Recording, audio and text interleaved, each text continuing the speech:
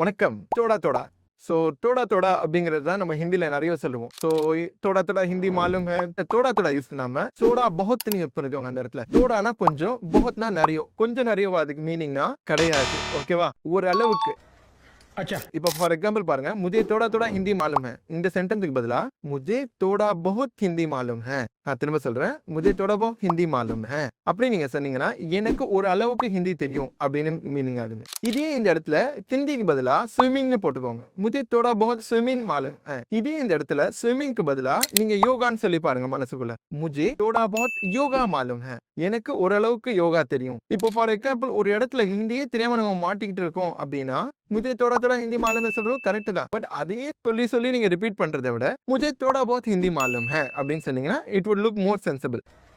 अच्छा। இந்த தோடா பகத்துல என்ன ஆயிடுதுன்னா ஓகே ஓரளவுக்கு இவருக்கு தெரியும் அப்படின்னு அவங்க புரிஞ்சுப்பாங்க. இதுல ஒரு பெனிஃபிட் இருக்கு என்னன்னா ஓகே இவன் வழக்கமா தோடா தோடா சொல்லல இவன் வெல் எஜுகேட்டட்னு நினைக்கலாம். ரெண்டாவது இவனுக்கு நிறைய தெரியும் போல அதனால ஒரு அளவுக்குன்னு சொல்றான்.